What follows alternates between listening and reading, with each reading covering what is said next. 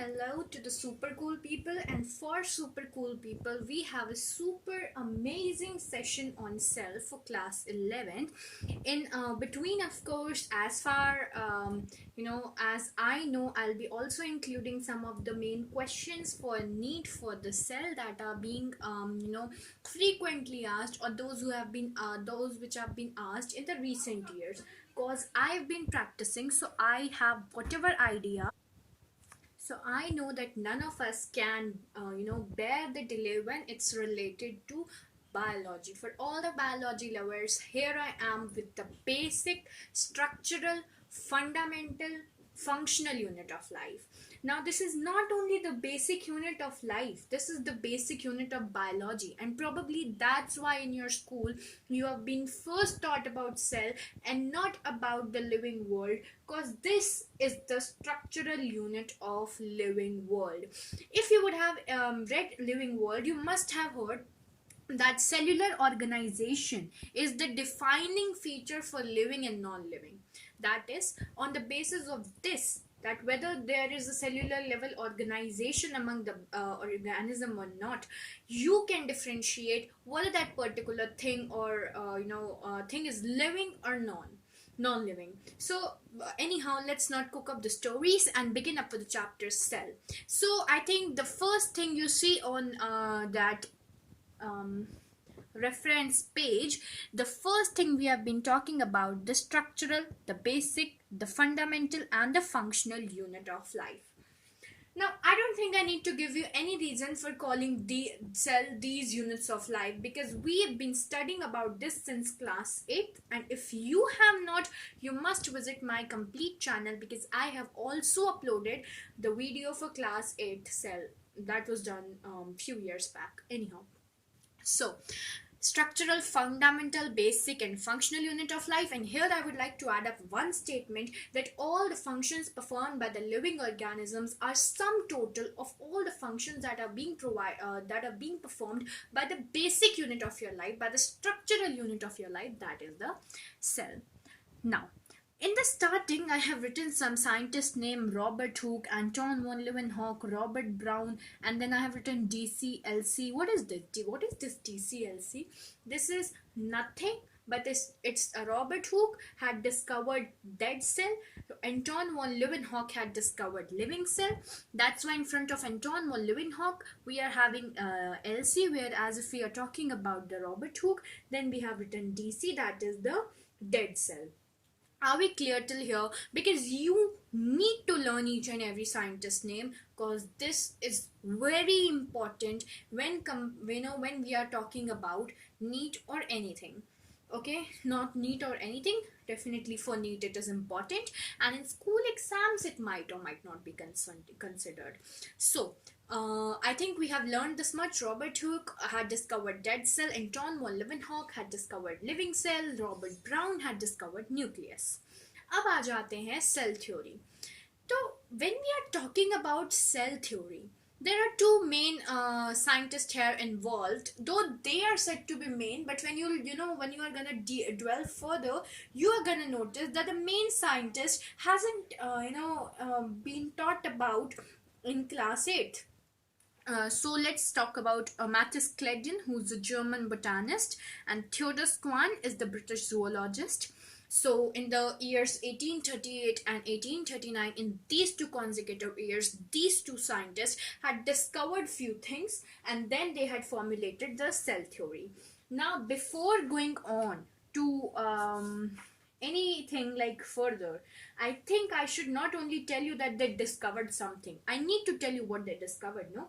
I think you would be agreeing upon that. So Matthias Cledden, I have told you he was German botanist, and if you yet don't know what is botanist, then botanist is no one but who studies plants. Okay, just in a layman language you can understand this much. And now we come to that what he gave to us. He basically concluded that all plants are composed of different kinds of cell, form the tissues of plants. Now we come to the Theodos. He was the one who said that animal cells have a thin outer layer called the plasma membrane, and then these plasma membrane are present in both plants and animals, but the cell wall is unique to plant. This you need to write in front of Theodos Kwan. This is something special he gave. Okay, so this might be a, see, I haven't seen any question regarding it, but then there might be a question, because you never know what they, their, after all, their purpose is to confuse, and this is quite confusing because we think कि अच्छा जी plant में cell wall होती है, तो plant में cell wall किसने बताई होगी भाई, बोटानिस्ट ने बताई होगी, बोटानिस्ट कौन है, मैथियस क्लेडियन जी नहीं. When we are talking about the discovery of cell wall as a unique thing to plants, this was given by none other than Theodos Kwan. Are we writing everything together? Because no matter how many screenshots you are going to take of this video, what I am talking is not completely mentioned. This reference page is, as the name suggests, just a reference page. That when I see it, I am getting a clear idea that what I have to teach in this video. Now I come to the next thing, the overview. Oh sorry, how can I come to the overview of cell without discussing about Rudolf Virchow, who in 1855 told something so new and completed one drawback of the cell theory formulated by Matthias Cledden and Theodos Kwan, that was the theory of omnicellular acellular. This question has been asked in NEET I don't know how many times, and so this is very important, that which one of the theory was given by Rudolf Virchow, and there was some theory name, and you had to choose out this, because this is the correct option, because this talks about that all the cells arise from the pre-existing cells. So this was the question that wasn't answered by the German botanist Matthias Cledden and British zoologist Theodos Kwan in 1838 and 1839, and hence Rudolf Virchow in 1855 communicated to us that with the help of omnicellular acellular theory, he said that all the cells arise from pre-existing cell. Are we clear till here?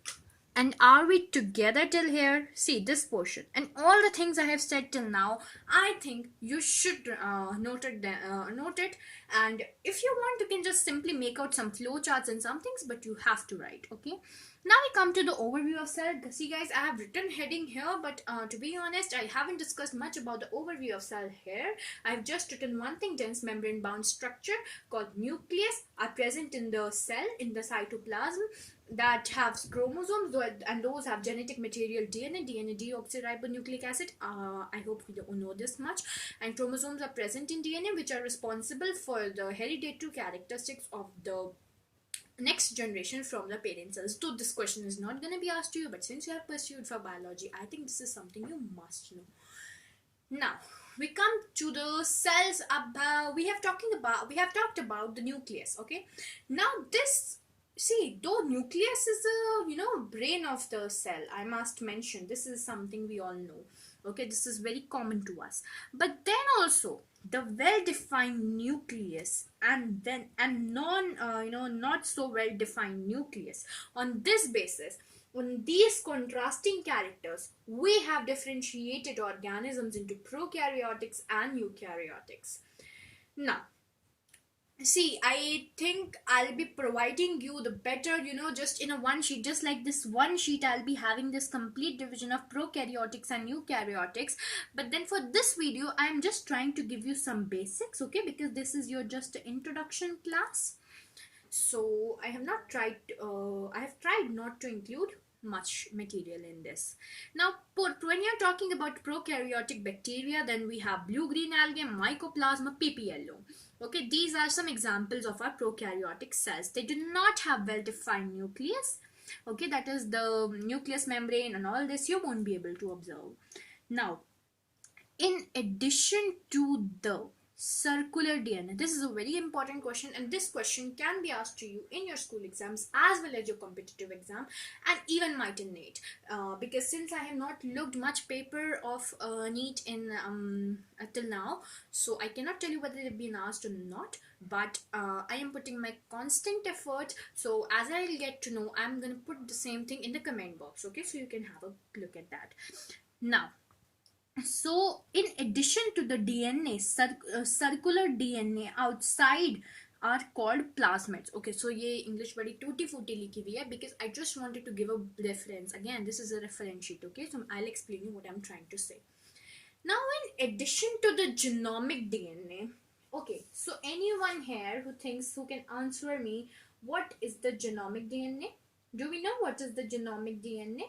Nothing but the single circular DNA. Okay, we have a small circular DNA.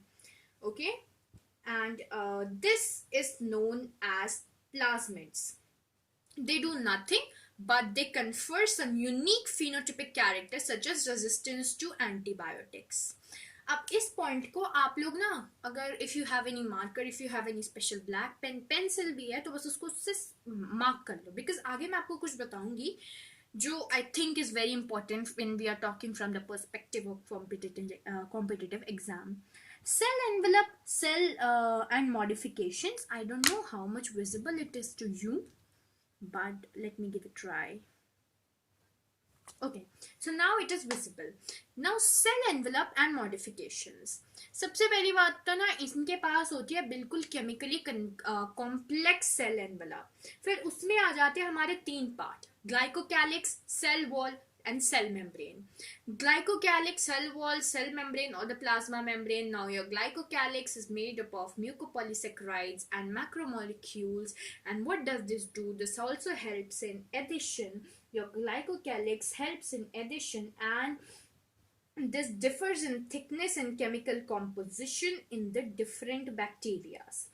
On the basis of the chemical composition and the layer of thickness, it can be basically differentiated into two: the slime layer and the capsule. Now I'll be talking about the slime layer and the capsule, I think, in the next video, because this is being too long and I really don't want to make it long, so that your interest is being continued and you don't get bored from this, because this is the basis of your biology. And if you're getting bored at this, then you must doubt on yourself for why you're pursuing biology.